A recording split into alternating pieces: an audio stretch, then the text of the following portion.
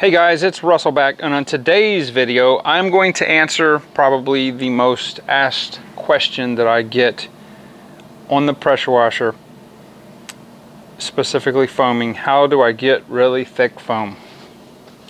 Well, I did a video on how I basically built this submachine gun style foamer, and I'm going to do more videos on the pressure washer itself, how they work, what's needed for them, what kind of maintenance, if you guys want to see that.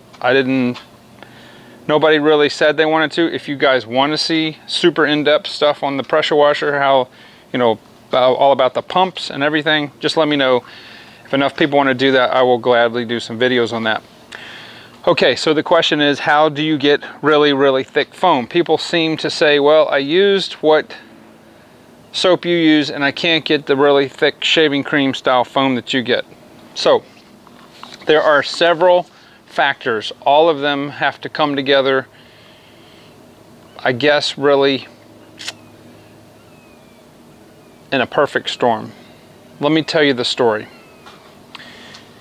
First of all, you have to have a really good quality foam cannon.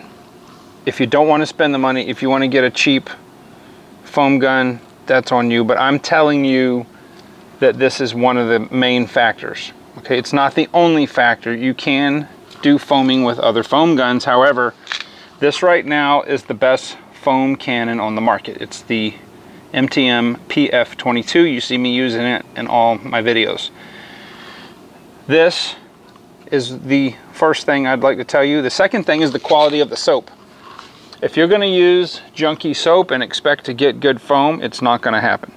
High quality soaps will give high quality results compared to low quality, everything else being equal. The handle itself, I prefer the submachine gun style, the snub nose. That really doesn't have much bearing. That's just more because it's easier to handle. Now, the pressure washer. Unfortunately, for most of you, it's going to take a gas-powered pressure washer to get really thick foam. And the reason is because pressure washers will have a much higher PSI output and their gallons per minute. I am sure there are some pressure washers, I've seen some industrial pressure washers out there that have even higher PSI and gallons per minute than this one, but they're extremely expensive.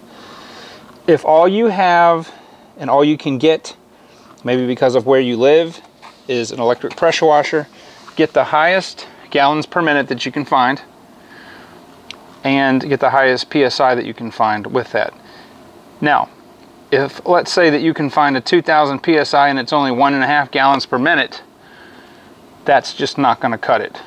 You really, in my estimation, if you want super high thick foam, you need at least 2.5 gallons per minute.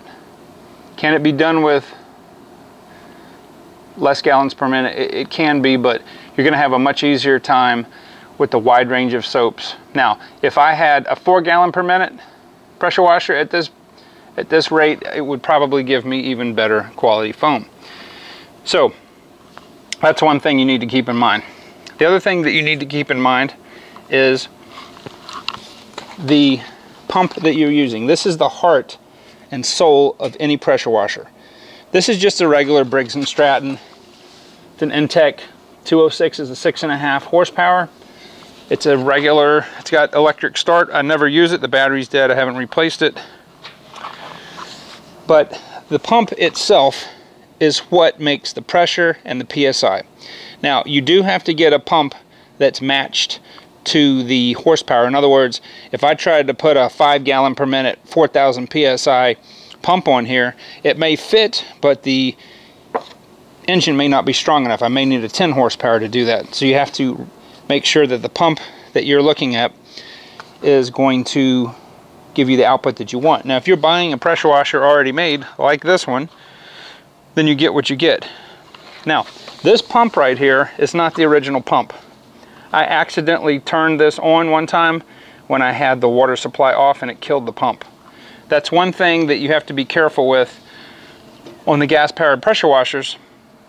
is that water, well, really any pressure washer, is that water cools and lubricates the Teflon seals. Most of these have Teflon seals and plungers, like O-rings, that will be destroyed if there's no water running through there. Now, if you, let's say that you can find a pump and a frame, it doesn't have to be like this, but, and the pump's bad, there are 2 pumps on the market that are phenomenal. One of them is a Comet, called Comet, and one of them is called a Cat. Cat pumps are industrial. This right here is a high-end Chinese pump. It was the replacement for this application. I was going to get a Comet pump, but it was twice as expensive as this. We'll see how long I get out of this. It's already been running a couple years and it's doing fine.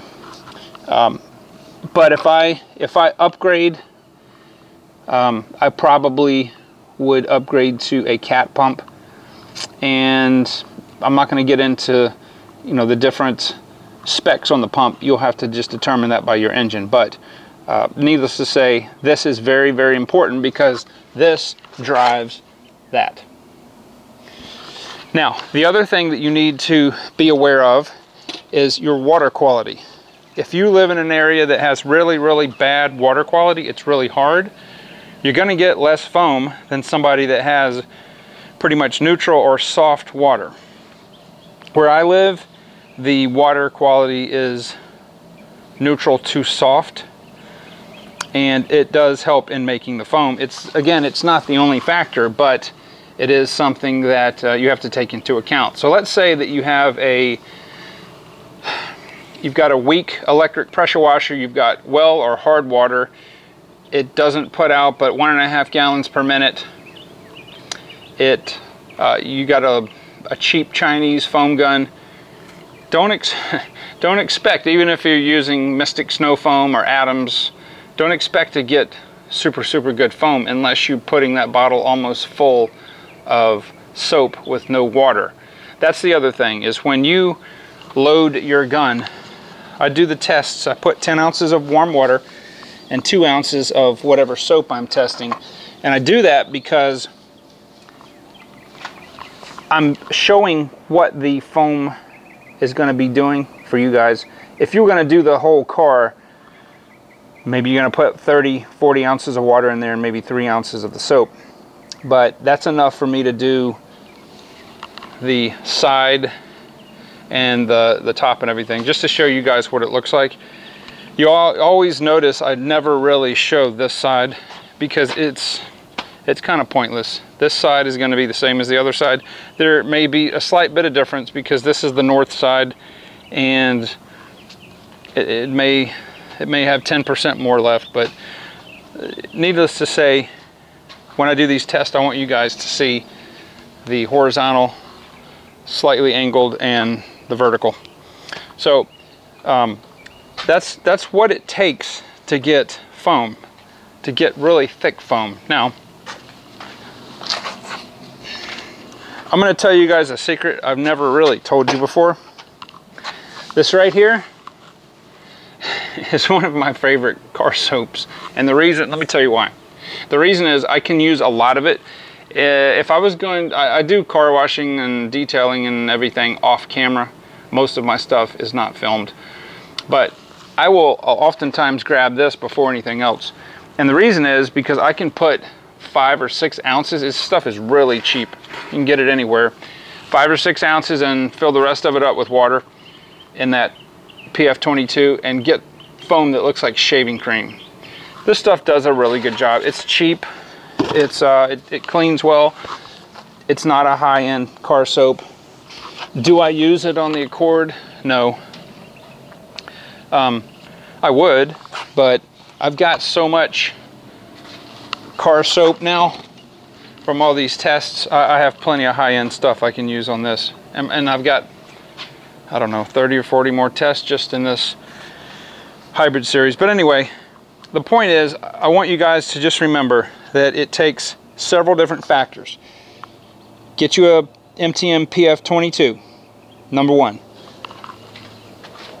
Get you a decent pressure washer. If you can't if you absolutely can't have a gas-powered pressure washer, and I understand, get the highest gallons per minute and highest PSI you can get for the electric, and use a really good quality soap. Now you could even put, well, that's not gonna work, scratch that. But yeah, that's what it's gonna take. All right, and if you're out shopping for a pressure washer, and you can have a gas pressure washer, if you will get one that has 3.5 to 4 gallons per minute and maybe 3 to 3,500 PSI, that combined with good soap, that foam cannon, you're gonna make better foam than I make with the same stuff, same setup, same dilution ratio. So that's basically what it takes. If you start taking any one of those factors away, your foam quality is going to go down. So again, I am not going to do, I will do another overview of the pressure washer more in depth. People always ask me about the pressure gauge that I've got on here, I put on here, and I'll go over all that later if you guys want to see that kind of stuff. But just keep those factors in mind when you're doing your soap tests, when you're foaming, doing your pre-wash. And if you get all those factors lined up, and some of them, like the water quality, there's nothing you can do about it. You have what you have. So just remember that if you get everything else right, then the water quality itself is going to be not as bad as if you had bad water quality, a junky foam cannon, a weak pressure washer, and that's just going to drive your quality down. So anyway, guys, I hope that helps. I hope that answers your questions about that, about how to get really good foam quality. And I want everybody to get as good or better foam quality than I get, and everybody will be happy. Guys, I appreciate your viewership, and I will see you on the next video.